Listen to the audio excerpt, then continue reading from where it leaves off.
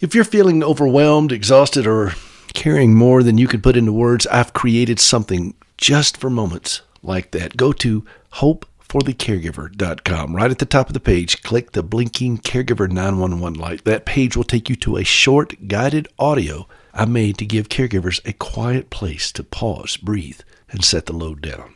You don't have to fix anything. You're allowed to rest here. hopeforthecaregiver.com.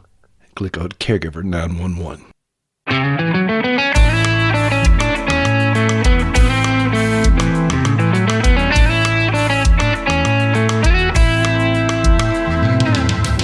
Welcome to Hope for the Caregiver. This is Peter Rosenberger. Glad to be with you. hopeforthecaregiver.com. hopeforthecaregiver.com. Many years ago, Gracie and I were regularly visiting Walter Reed when we lived in Nashville. And it was at the beginning of the war there in Afghanistan and Iraq, and a lot of wounded military were coming back. A lot of women were coming back as amputees. First time our country had really seen this. And Gracie was in demand. The leadership there at Walter Reed, the commanding general, the chaplain, so forth, really appreciated her coming and spending time with a lot of the servicemen and women coming back.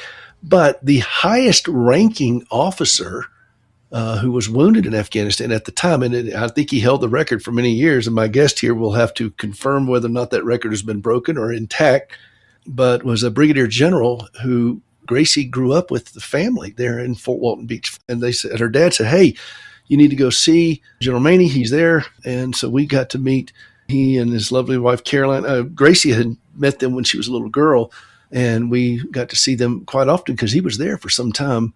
And he's doing great, by the way. He's gone on back into civilian life, and he's a very, very prominent judge and just a wonderful man. And his daughter is with me today. Her name is Lindsay Funches. Yes, you got it. And I said it right the first time, Lindsay. You did. And, surprisingly, she married an Army guy, too. What are the odds of an Army girl? They might actually be high. An Army girl marrying an Army guy. Lindsay has had her own journey as a caregiver, and her dad sent me an article that she had written, and I was so taken with it. I said, I've got to have her on the program. And then, Lindsay, you got all nervous saying, "I've never been on a podcast before." And I thought, well, it's just me, Lindsay, just you and me. Nobody else is listening. No. Right. But no, I'm thrilled to have you here and to tell your story, tell your journey. And it was such a treat. Lindsay, she and her husband were married in the same church Gracie and I were married in. She went to a competing high school in the Fort Walton Beach area. That Gracie went to Fort Walton Beach High School, and she went to Choctaw, which is on the other side of town. But it's just it was really a wonderful treat to be able to connect with your folks there at Walter Reed. I hated that your dad was inpatient for so long, but I still think, is he still not the highest ranking officer to be wounded? I don't actually know that statistic well enough to say. Well, he held the title for a while. He did, but I don't know if it's been broken. He got his bell rung pretty hard, but he has done well and come back, and you have just delightful folks, and I'm grateful to know them, and they've been just a wonderful source of encouragement to us. But your journey is no small journey, what you and your husband have been through, and so why don't you bring us up to speed and tell us how we got there? Sure. Mike was in the Army, and we had two children who were about 1 and 3, 2 and 4 when our third child was born. And our third child was actually born in the middle of a 15-month deployment to Iraq. So born in the middle of the surge in 2007. And when he was born, he had some really puzzling oddities, medical issues. He was born a solid 9 pounds, and then he rapidly began to fall off the growth curve. He was born on R&R, and Mike headed back to Iraq. And in the next, 7 months or so, everything just fell apart with our sweet boy, Steele. And after about 16 months and a whole lot of drama, he was diagnosed with Crouzon syndrome, which is a rare craniofacial syndrome that affects 15 out of every million births. So I think there are, maybe 5,000 people in the United States with Crouzon syndrome. So essentially his midface doesn't grow correctly. And so that affects breathing, eyes, hearing, speech, And then it also affects room for the brain. And so the skull can become too small and put pressure on the brain. Where were you guys living when this all happened? We were at Fort Bragg, which I think is now Fort Liberty, North Carolina. So I would assume that you started at the Army hospital and then... Actually, we did not. Steele was born in civilian hospital, Cape Fear Medical Center, and he had a civilian pediatrician.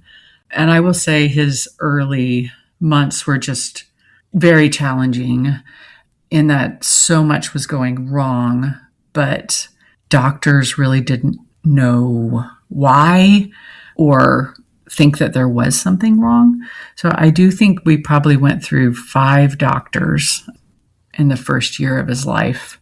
Did they move it along the food chain, or did you push against the system?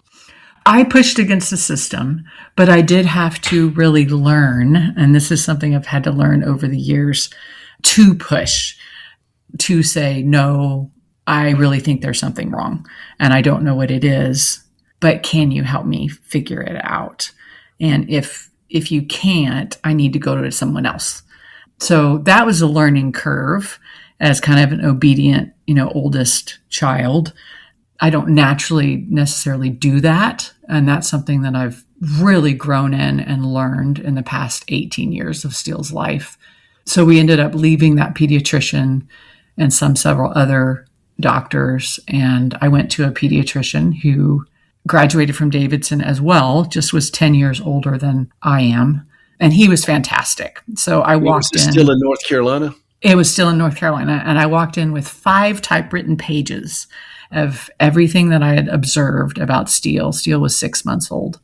And I just sat down and handed him this document and said, these are all the things I've observed. Something is wrong with the baby. And Steele, at this point, had failed his 2-month markers, his 4-month markers, and he failed his 6-month markers. And that was a great pediatrician. And I remember he put on his reading glasses and he just sat there and read all 5 pages, which is really a gift for a doctor to do. And then the ball sort of got rolling. Had he ever seen a patient with this syndrome? He had not. He actually called me that night and said, I've been looking through my medical school textbooks, and I think he has something called Crouzon syndrome. He gave me a little thumbnail sketch. He said, I want to send you to Chapel Hill to see what they think. So we got routed up to Chapel Hill, and they have at that point, very early and young craniofacial center, mostly doing cleft palate, not craniofacial syndromes. And the surgeon and the team that they sent us to actually said, oh no, he does not have Crouzon syndrome. And they proceeded to test Steele for just about everything you could possibly be tested for, except for Crouzon syndrome. And our pediatrician stood down at that point and said, well, they're the experts, we'll let them do their thing. By the way, that's a line that I don't use anymore. The experts? They're the experts. We'll let them do their thing. I stopped using that line a while back. Yes, I agree. I got so tired of people getting it wrong. And let's have a conversation. Let's not start poking and prodding. And I understand it. I get it. And I understand that world. But there is a point where you say, no, back up. Right. We're gonna have a conversation here. And, right. Yep. And our pediatrician was right. They found out that the specialists, the experts, and found out that your pediatrician was right all along and all those tests were irrelevant. Yes. What was their response when they got to that decision point? Well, because we were military, they discovered Steele's skull was fused. He had his first skull surgery where they took his skull. No, by the way, that has nothing to do with the military. Their skulls are not fused. We need to correct that thought there, Lindsay. Because we're military, you're right. They found out his skull was fused. No, that's Marines, not Army. We don't want to have that conversation, Lindsay. We're going to call you upset with us here. All your letters need to go to Lindsay at the internet.google. No, I'm just kidding. But no, so what because you're military, what happened? Oh, because we were military, we had to move. Oh, That okay. was the All thought right. there. That was the part of the sentence that was missing there, Lindsay. Yes. So we had to move. And we moved when Steele was 17 months old, and it was about a month after his first skull surgery.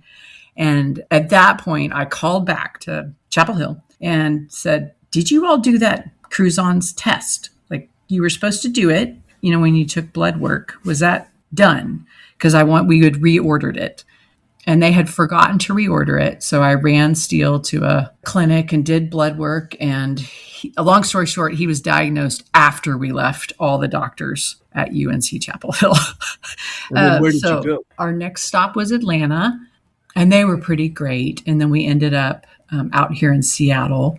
And one thing I really love about our Seattle team, which I'm sure you'll appreciate with your journey with Gracie, is they're wonderful about saying, Lindsay, I don't know. I have no idea. That's what I respect the most, is saying, I don't Yes. know.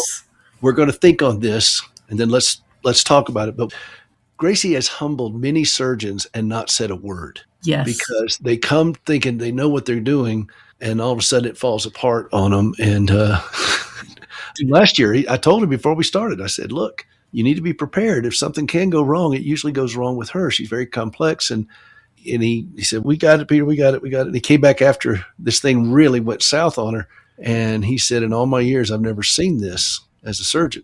And I looked at him square in the eye and I said, Doc, the first time I heard that from a surgeon, Ronald Reagan was president. And so, so I appreciate when they say, we don't know. Mm-hmm. Now, did you get the diagnosis when you were in Atlanta? Pardon me for asking, but what hospital were you guys at in Atlanta? We were at Children's Healthcare of Atlanta. Okay. So you had really good facilities there, and you got great ones in Seattle too. And when did you get the official diagnosis? This is what it is. We got the official diagnosis. He was about 17 months old, en route during our move from North Carolina to Atlanta. Did that give you any relief? It did. It did give me a lot of relief. And, I could learn about what the problem was, and I didn't. Your imagination can take flight when you don't know what's wrong. So it was helpful to know what the problem was and to have some hope that things could be fixed or corrected or improved. Well, I guess it would give you a lot of clarity. Okay, here's what the path looks like now. It's kind of opened up. Yes. We don't need to worry about all this stuff on the left and the right. Here's where we're going. Yes. So then the treatment part started. Okay, now we know, and here we go. Right. And how did that commence for you guys? And then how were your other two children doing during this process? Well, I would say in the two-part question, he had his first cranial vault remodel before he got the actual diagnosis. And then having the diagnosis helped us understand that as he grew, his face would never grow correctly. And so surgeries were expected and planned throughout his growth, because you can't correct everything in one blow as a child goes. And you have to wait until the longest period of time that you can wait without causing permanent damage, and then let the child grow more and then correct again. And so that gave a little bit of a roadmap for where we needed to watch and provide feedback. We were routed through to a craniofacial clinic, which was helpful. And we went down that path. My other children, I really think it's been a huge blessing. The oldest two responded so well. It was all they ever, really knew. My oldest, Mary Boyd, was 4 when Steele was born, and Sam was 2. And then Haley came along when Steele was 17 months old. So they're only 17 months apart. So 4 children in under 6 years. So it was really batty. It was kind of crazy. But Were you guys scared having a 4th child? Yes, we were. And we got to have a 3D ultrasound of her. Steele syndrome can be genetic. In our case, it was just a spontaneous mutation, but they were concerned about Haley, and she was very, very healthy, which was a blessing. But the kids, all of them, I think, really cherish their brother and have learned to protect the weak. They're very good with anyone who is ill or elderly. They're not scared by someone on oxygen. They have a different outlook. And I remember grieving during, say, the early years of Steele's life, that my older kids were being shorted. Like I couldn't take them to soccer, or I couldn't take them to ballet. We had to miss church a lot because he was sick.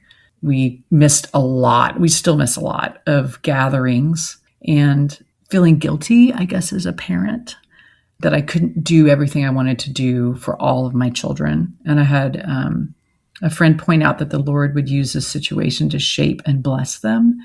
And he really has. Have you made pretty much peace with that now? Mm-hmm. And the kids, it has blessed them so much to have a brother with medical special needs. I've seen a lot of today's youth, and I've had a lot of special needs families on this program.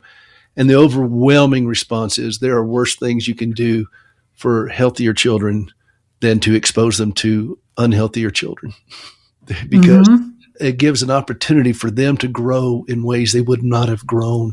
And I look at today's children, and so many of them have no concept of what it's like to be around somebody with special needs.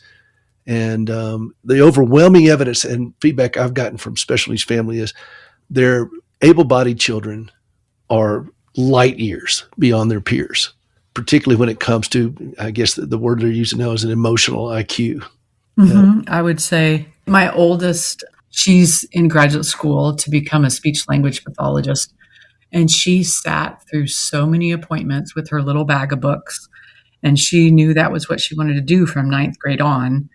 And I just see the Lord's hand in exposing them to the situations in which they were exposed, and how he used it for great good. And this is an example too. My youngest, she's applying to colleges and, for scholarship. She's a senior in high school. And we were looking at one of her prompts the other night for a scholarship competition. And it said, describe a challenge that you have faced in your life and how it has shaped you. So we were coming up with different, she's like, well, what challenges have I faced, Mom? And I said, well, Haley, what about having a brother with medical challenges? And she said, well, that wasn't hard. Right? And that was another, I was like, oh, and I just kind of got a little quiet. Because since she's been born, he's had 24 surgeries. So 24 times when, she was staying with someone else, or grandparents flew in and cared for her, mom wasn't available, dad wasn't available, the stress level, it goes up in a home. Children don't get to go the places they want to go necessarily, or do the things they want to do because mom and dad are busy. How long would the average hospital stay with each surgery roughly be? I mean, some of them were 2.5 weeks. I think were the longest ones. So nothing compared to what you and Gracie have done. Well, and don't try to compare to that. Gracie she's an outlier anyway. But a lot of people have these lengthy hospital stays, and part of the thing with Steele is that because he was so prone to infections, and so and hospitals are not known for being infection free. So yeah, I can see where this just topsy-turvy, but is he done with surgeries for a while? Lord willing, yes. So is he done with surgeries permanently? No, I don't believe so. Because he does have a shunt, and their failure rate is very high. And the surgeries that would come, would they be these heavy-duty reconstructive, or they would be, for lack of a better word, a maintenance type of surgery? But is he done with the big reconstructive ones, you think? The jury is still out, but we hope so. So he had his last reconstructive one summer of 25, hopefully. So, but we're still waiting on all the results. And then what about school? How did that work out? We homeschooled him till he was in 5th grade, which I think was extremely helpful because we could homeschool around medical appointments and surgeries. He had a period of stability for a good 4 or 5 years. The bottom fell out his senior year, and that was very, very hard, but he made it. And now he is at Lipscomb in college and doing well. And Vanderbilt is his pitch hitting hospital. So it's right there by Lipscomb. We lived right around the corner from Lipscomb for 30 years. And Okay. what is he studying there? He's studying business and minoring in music. He plays a guitar and he's a songwriter and he loves music. Well, he's in the right place for it. Yes, he is. And when do you get to see him? Because you're all the way out in Washington. I am. And was that pretty nerve-wracking to let him go off to college? I think it's sort of crazy, yeah. But I don't want my fear to hinder my children. And the Lord has provided so much all along the way. And he provided for Steele in Nashville in amazing ways. You know, my daughter got into grad school in Nashville. She's at Vanderbilt, and she is 13 minutes drive from Steele at Nashville. And she's got a couch. So when he had some issues earlier in the year, I went and slept on her couch and went with him to his neurosurgery appointment. And it's just like the Lord has paved the way, and I couldn't have planned all that. I didn't plan all that. The Lord did that. Is he still subject to infections and things like that now, or is he pretty much past that? I think we're past that. Okay. From the surgeries. He can have a harder time, you know, with his breathing and illness and colds. Does it deal with sinus issues a lot? Yes. Well, because he has a prosthetic skull and they had to remove some of his sinuses. So, you know, things just don't work quite right. So what could be just a cold for you and I can be more serious for him. They made a 3D skull for him. They did. Printer, didn't they? They did. It's fascinating. It's crazy.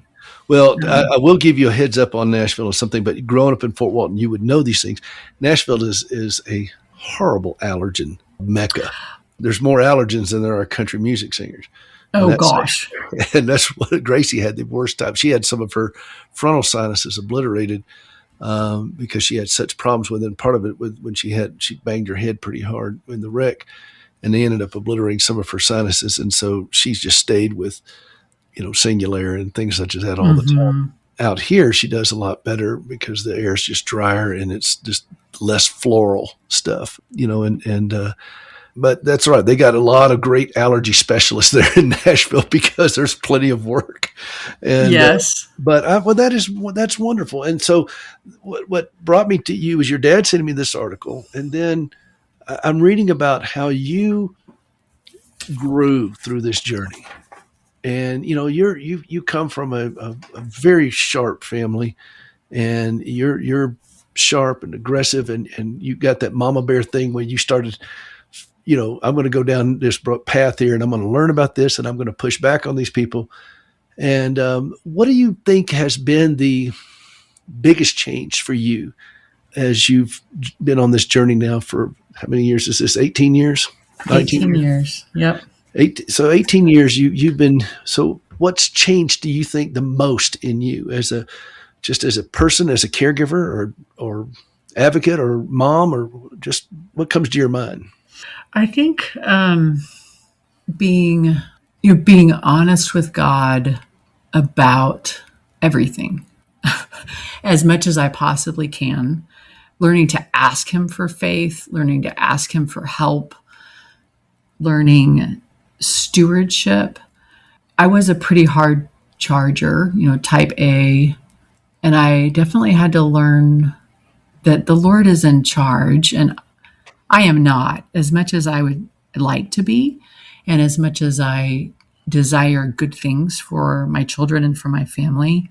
The Lord desires better things, and I may not see that or know that, but submitting to his will for my life and for my children is the safest and best place to be.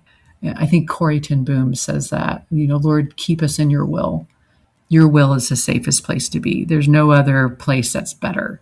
And that was a comfort, you know, when my husband was deployed to Iraq, like it's the Lord's will that he is there, and there is no safer place for him to be, but in the Lord's will. And I've had to learn that, and by God's grace, keep learning it and be reminding of it, that God's will for my son was that he would have this syndrome, and that is a safe and a good place to be. I had a pastor friend of mine who said to me, he was preaching a sermon and then we talked about it afterwards. You know, when David had been king for a while, and there's a place in scripture where David is sitting there, and it said, in the spring when the kings went out to battle, David stayed back. He just got tired of going out to battle, evidently. Mm-hmm. And that's when he saw Bathsheba. Right. And the lesson learned from that is sometimes the safest place to be is in the heat of the battle. Right. Is that a fair statement for you as a caregiving mom? I would say so. Yes. This is where God has called me to be. And I can rejoice in that. And it's a beautiful place to be. It's just different from what I had initially expected. So. By the way, I love that quote from Corey. I don't know if you knew this or not, but Corey used to vacation down in Fort Walton. I did not know that. There was a very dear friend of hers that she would come and stay with. And when Gracie was a little girl, Gracie's aunt was friends with that lady. Said, Gracie, we're going to go meet this special lady and we're going to take her a little present. And Gracie had been wanting to come to know Christ. And she'd been talking about, how do I become a Christian? And everybody kept saying she was too young and we'll tell you later, that kind of thing. And Gracie's a little bit impetuous. And she's great. Look, if you look at pictures of me, you'll see what Gracie has done to me. I mean, I look old. My son is a photographer and he was taking some pictures of the website for me. He said, and I looked at the pictures. I said, man, I look old and tired. He said, Dad, you're going to hate what I'm about to tell you. but anyway, so Gracie's headstrong and she gets over there and it was Corey ten Boom. Wow. And she looked at Gracie and she said to Gracie in that thick accent of hers, is Jesus your friend? And Gracie kind of understood her, but she was only 6. And she said, well, I want him to, and nobody's tell me how. Oh, wow. And Corey, right then and there, laid out the plan of salvation for Gracie and led her to the Lord. Wow. And right there in Fort Walton, your hometown, in Gracie's. Wow. And it's a journey that none of us, you and your husband and Gracie and I, we certainly didn't seek this out. Your dad and mom, when he went over to Afghanistan and he's doing his job over there and gets hurt and he has to spend a year or so in Walter Reed. And yet there are things that we learn in these paths that are so profound. They truly shape our life. And when I was reading your article, I was watching the progression of your thought, how you went from almost panic to a place of a great stability in your life. And the name of the article, by the way, and I'll link to this in the podcast, and you can go out and do a Google search on it. Parents, be where your feet are. And it's a powerful article. And I think you have more coming. So were you a writer prior to this, or did this develop along the way? Did you journal, or how did that come about? I've always loved writing and reading, but I would not say that I was necessarily a writer. I have taught English for middle school and high school. I enjoy editing and proofreading, which means I torment my children on their papers. They call it bleeding all over their papers. My first manuscript I turned in came back from my editor with so much red ink, I thought I'd been stabbed. It was painful. You probably did it. No, I really have. Yes. My children are like, Mom, just pick a couple of things. I'm like, no, we have to work on all of this. So I do enjoy writing and journaling. Yes. So, and then Steele, I'd thought about trying to write about this experience around when he was 10. And honestly, life was just too crazy. And sending him off to college, I want to write this down. Just the things that the Lord has done in our family's life through him. So I started writing different thoughts, articles, chapters. I thought, well, this will be a good record for our family, or maybe one day I'll try to publish something. And Steele called me around this time from Lipscomb, and he said, Mom, I think we need to write a book. And I said, oh, really? Yes, Mom, we need to write what God has done. I said, well, okay. I've already been writing down things for our family. And by the way, pardon me for interrupting, but that's an amazing statement that he made. A lot of people say we need to tell our story. Steele said we need to write down what God has done. Yes. That's an amazing moment of clarity for a young man. He loves the Lord, and he has suffered a lot. There's a lot of pain And I think that, shapes you differently, and that, he's seen God's hand over and over in his life. So he definitely feels a call to share what God has done with others. He actually goes and he plays the guitar at the hospital. He's done that for the last 2 years for patients when he's well enough. And it just makes my heart so happy. The verse in Corinthians, we comfort others because God has comforted us. And he's been comforted in the hospital through the music man or through the art therapist or people coming to visit. And now he's doing the same thing. And I think he feels that way, with his life. Like, how can I share God's goodness with others who may need to hear it? I think that's marvelous. I love that verse. That's what has shaped so much for Gracie and me. We comfort one another with the same comfort that we ourselves receive from the God of all comfort. And then the natural question I ask myself is this, and I'm going to ask you this too, Lindsay. What is your comfort? What does comfort you? Gracie's still in pain, still has to deal with the residual impact of all of the things he's been through. So what does comfort you, Lindsay? Well, I think at the end of the day, and I alluded to this in my article a little bit, I think you've alluded to it specifically, like, Christian, what do you believe? And when everything is stripped away, like, the comfort is God, and he is there, and he is close to the brokenhearted. He saves those that are crushed in spirit. And it's hard, as a child growing up, and, I think I became a Christian around age 6, like Gracie. Those words, they're words, and of course they're scripture, but they become very real when you are the brokenhearted and you are the crushed in spirit. I got to write that one down. They become very real when you are the brokenhearted. I love that. That is beautifully said, because it does. There's something about being in the crisis of this thing that distills it all down, doesn't it? It does. You're just, okay, what do I believe? And is God here? Yes, he is. And that is enough. And is it like that all the time? No, like, I forget. I'm a chronic forgetter. If I could just, I know why God tells us over and over again, remember, remember, remember, is because we forget. Well, a pastor friend of mine says we have gospel amnesia. Yes. Well, now, I know you can't tell his story, but allude a little bit to Mike and his journey, your husband. Sure. Because this must have been very, very frustrating to him. He's got a job to do in the military. He's deployed away. You're handling everything at home by yourself, as so many Army spouses do. And yet you've got this extra challenge. And this must have been extremely difficult for him. It was. It was. It was. Unpack that a little bit, Lindsay. Well, I think, being deployed, not being able to help when I'm, overwhelmed is difficult. Worrying about the kids not remembering him. He was going through surgeries while Mike was deployed. Well, actually, yes, throughout the 18 years, yes. And but Mike has been very proactive about trying to be as present as he can be and putting our family first, which he really did. When he was deployed to Korea for a year, Steele was about 10 and the bottom fell out. He had pressure on his brain. He needed a skull surgery, and then it got infected and it ate most of his skull bone, which is why he didn't have a skull. But Mike came home on emergency leave twice.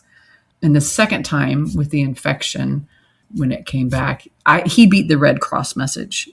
I don't know how he did it. I called him from the OR and told him the situation. And my mom did get here faster from Florida. She was like Wonder Oma.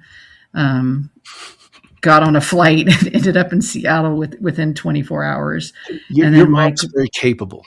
She is very capable. And she's very capable. My oldest was in 8th grade at that point. The kids couldn't be left at home alone. And Steele was in ICU with a bone infection in his skull. And my mom just got on a plane. And then about 10 hours later, Mike landed from Korea. And he's had very supportive bosses, which has been great. But he will acknowledge too, it was hard not to be here some of the time. And he's our fun guy. Walking through these 18 years, fun is so important. I'm not very fun. I kind of like administrate fun, and I make sure everybody has food. And issue RE regulation type fun. Right. Like we're all going to go skiing. Everyone needs water bottles and that kind of stuff. But my husband is just straight fun. And fun is really important when you're walking on this path. And he can walk into a hospital room and he'll do things like bring a bunch of cardboard and duct tape, and we would make cardboard armor and swords. And the little boy in the hospital room next door in a wheelchair, we're having sword fights, that type of stuff. And it's just so valuable. So whenever Dad is able to be there, it just brings extra joy. Do all your kids have a pretty decent sense of humor? I would say so, yes. That's helpful too. It's helpful. My sister-in-law, Kim, and Richard, my brother, they have a special needs daughter, 37 years old, and 2 sons. And the whole family is just goofy with humor. And, and it's really, because they've been through some very dark times. And now Richard, I feel bad for him because he thinks he's funny, and it's a terrible affliction because he's really not, but he thinks he is.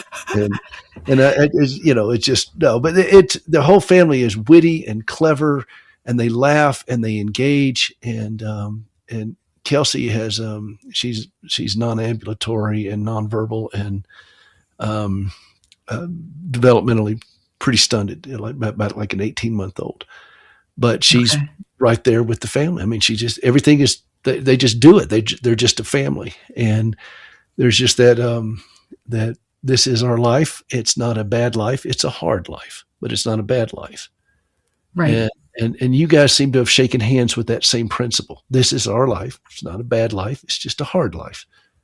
But here we are, and we're going to live it. We're not going to postpone life. And I think this is the thing a lot of people do is they try to somehow sequester this part and either leave themselves out of living life or think, okay, I'll put this on hold until this is dealt with, and then we'll go live life or whatever. But it's all one big messy life, and it's okay. Right. Yep. And I've learned that the hard way with Gracie. We can't. There is no surgery that's going to help us resume and get back to normal. This is normal for us, right? And that's okay. And you learn to shake hands with it, and that's when you see the principles that God lays out and what you laid out in your article. Be where your feet are. I'm going to be present in this moment. Yep. Did you find that as you would, and none of that happens accidentally, by the way. Is that a fair statement? Yes. You don't intentionally, you don't accidentally just decide you're going to be you don't accidentally decide. It's an intentional act, and it doesn't necessarily get easier, but you get more competent at it. And I would agree. This is our life, and it's okay. And I've learned in my life, and I want to hear your thoughts on this, that I have to be very careful what I call bad. Have you found that to be true? Not sin. I'm not talking about right or wrong, but we had, I'll give you an example of Gracie when she got hurt. People were asking somebody asked one time, what did you do that God would do this to you? I'm sorry. I wasn't there. I would have taken some type of action on that. But yes, but we need to be very careful what we call God's judgment or punishment versus God's leading us into a different place to reveal more of Himself to us. And anything that brings us to the cross, I'm a little bit more careful now of how I designate things. because we look at blessings as new cars and big bank accounts and health and wealth and prosperity. And I don't see it as such anymore that way. I look at prosperity as a deeper understanding of the gospel. Yes. And I know, I think Steele was under a year old, really during the time when I was struggling with what is this? What is wrong with the baby? Why is everything going wrong?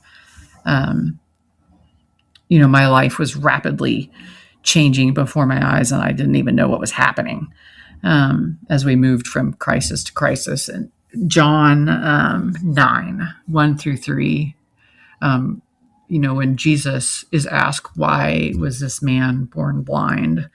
And he says, this happened so that the work of God would be displayed in his life. And, thinking about that, why does Steele have Crouzon syndrome? It's not a bad thing. Neither this man or his parents sinned. It's not a punishment. It's actually a gift. Like, he has Crouzon syndrome.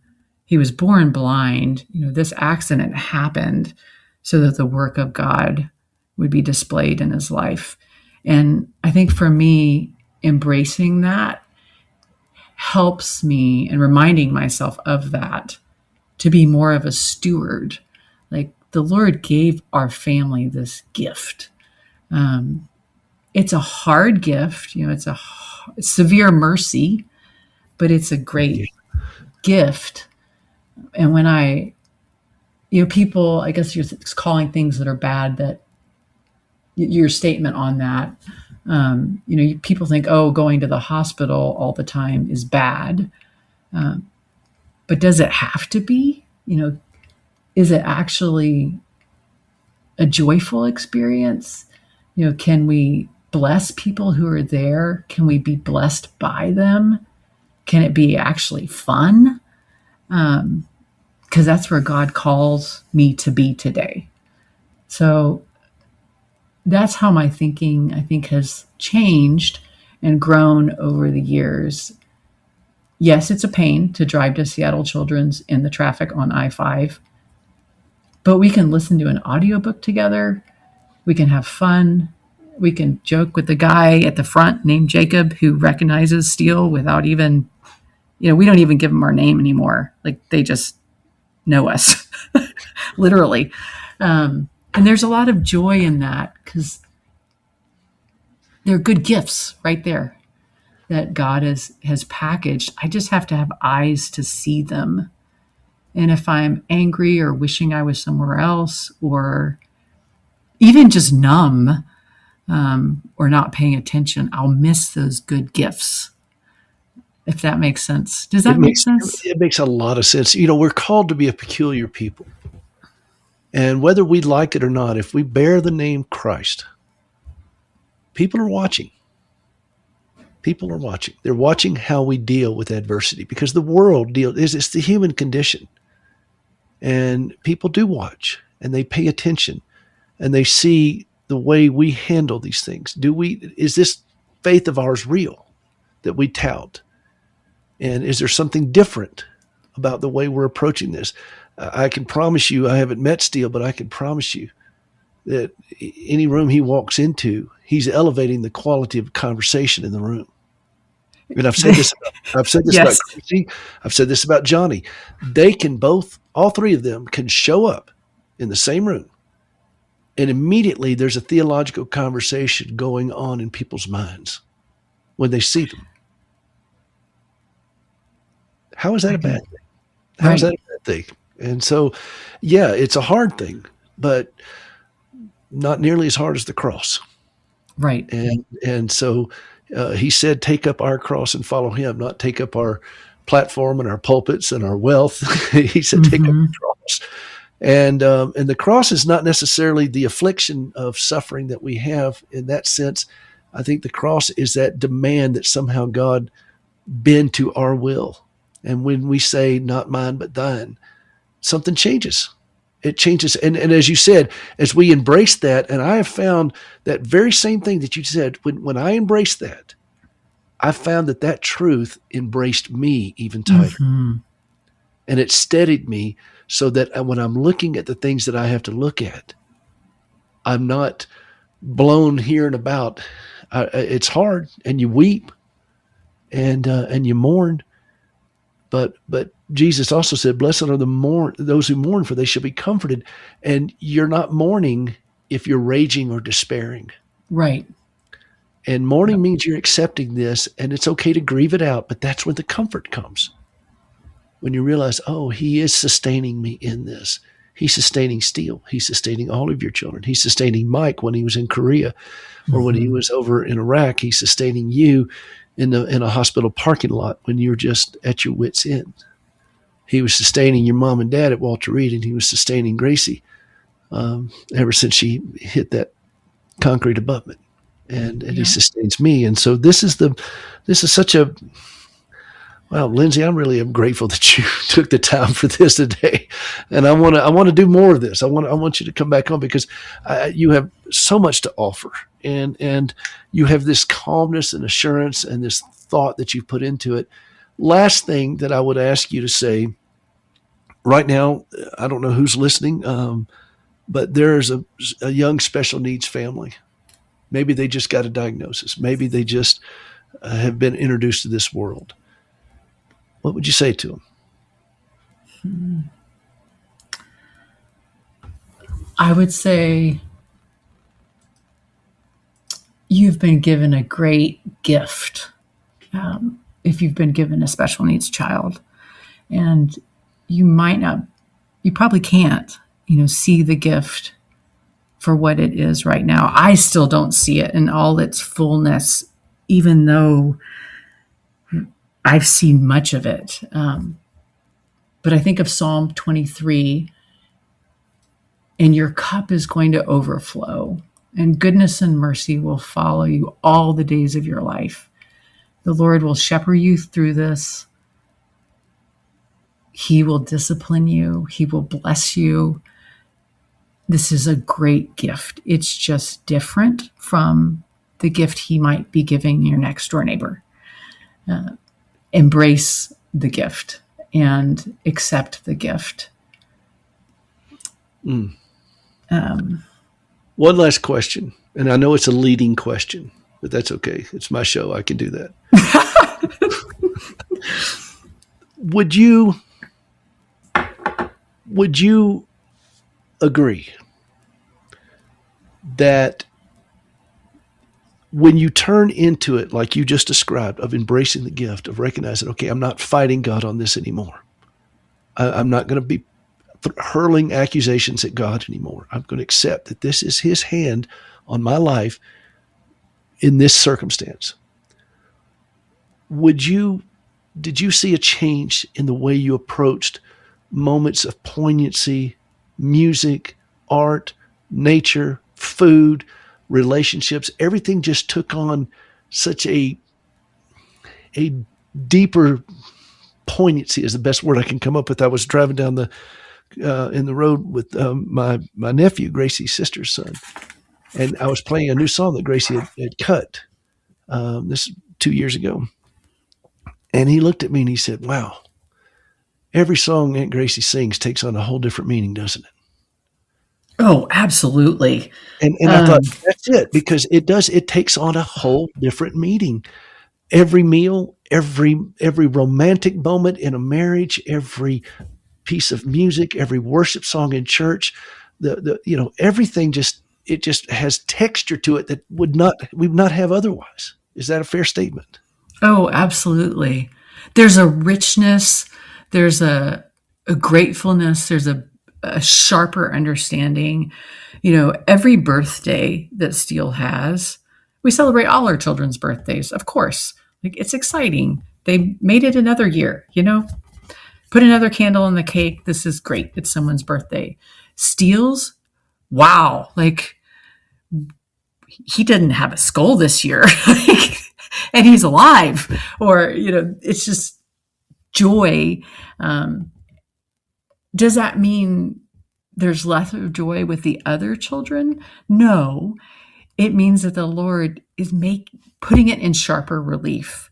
Like, look at all these great, wonderful things that I have blessed you with. I desire to give you good gifts. And you see the gift in sharper relief and see it for what it is instead of, oh, I got to make a birthday cake. Okay, we're going to, everything just becomes richer, I guess. And music has been huge, beautiful music and hymns, so meaningful. You mentioned Joni Eareckson Tada.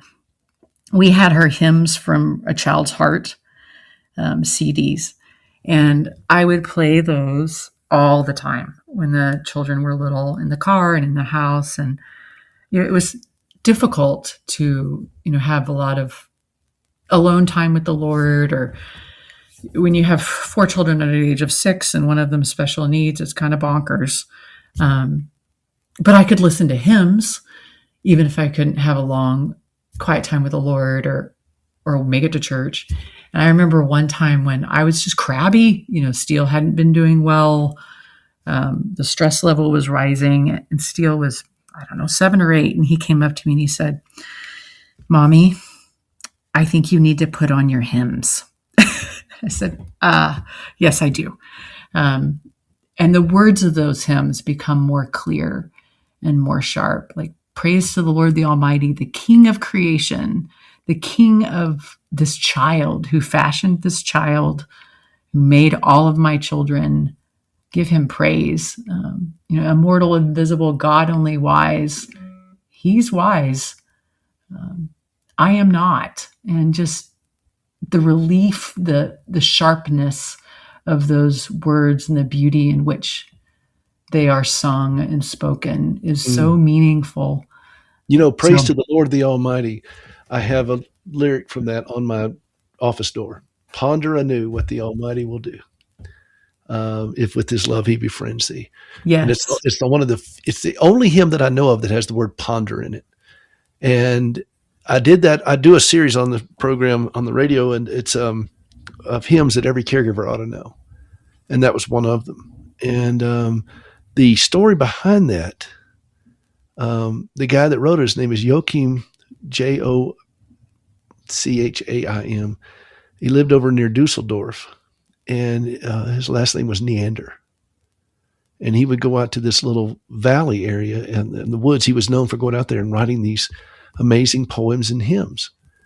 And they named this after him, and they named the valley after him. The word was Thal, the Thal after him. A couple hundred years after he died, and he died when he was like 29 years old of tuberculosis, I think it's what it was. And a couple hundred years after he died, they discovered bones that they named after where it was discovered for early man, they said. And they called it Neanderthal man, named after this guy that wrote that hymn. So where scientists were looking into the dirt to see man, the guy they named it after was looking to the heavens to see God. Oh, wow. And lifting his head. And praise to the Lord, the Almighty. It's just, I love that hymn. It's one of my all-time favorites. It's one of my favorites too. And we have done such a disservice to so many in our churches by shelving our hymnals. And so that's something I'm on. I started off to do 30, and I'm going to probably end up going to 300 because I love them so much. But that's a great one. Immortal, invisible. What it's doing, and what you're doing by quoting those things, Lindsay, is telling us all to lift up our heads. Look up, folks. There's more going on here than we can possibly understand, and we can trust him. Yes, and that's the God who created you and your child and watches over you every day, your wife. You can just relax and rest. In the shelter of his wings, in the shadow of his wings. And that's a great way to end. Lindsay, if people want to get in touch with you, I don't even know if you have a big social media presence or anything like that, or website or anything like that. Do you want people to get in touch with you? Sure. Or do you want to stay kind of sequestered in life? But if somebody wanted to get in touch with you, what would be the best way? Is there a website they can go to, or they can see more of your writings? I'm going to link to this on the podcast, but how would people want to find out more about you? Well, I'm a pretty unsophisticated gal at the moment. I would be happy to encourage anyone along their path. I think probably the best way would be email. I don't really have a website. Well, I'll tell you So, what, why don't you go out to rootedministry.com if you want to read her article. sure. Rootedministry.com. That's root with two O's, not a U. Rootedministry.com. And you can look up Lindsay Funches in just type in the search engine there. And I will link this in the podcast and put it out on social media. And if you were just burning to get to Lindsay, you know what? Just contact me and I'll send it on to her. How about that? 'Cause I'm on LinkedIn. Sure. Yeah, I don't want Yep. her to give out her personal email and then she'll get all kinds of spam and everything else. And so, but if you want to get in touch, but I hope that we can have her back on. Lindsay, you got an open invitation. You can bring the whole family, even mom and dad. You can bring everybody. All right. We'll just have a group chat here. But I very much appreciate you taking the time to talk with us today and to share your heart. And would you let me know of anything else that that comes about that we can? I'd love to be able to have you on anytime. I really would. Sure. We'd love it too. And Steele is he's quite good at podcasts. He's been on one before. He's 18. He's very glib. He's a big extrovert. So, well, we look at having him on as well. It's as Groucho Marx says, it's so easy. A child of 5 can do it. Somebody get me a child of 5. So, thank you, Peter, for having me on too. My privilege. It's been a joy, and please give my love to Gracie. And it's pretty fun. We're from the same place. So it is indeed. And my best to your mom and dad. And I think your dad may even take the time to listen to this today. He just might. He's a good man. Your mom and dad are just wonderful people. All right. Well, listen, thank you. This is Peter Rosenberger. This is Hope for the Caregiver. And you can go to hopeforthecaregiver.com.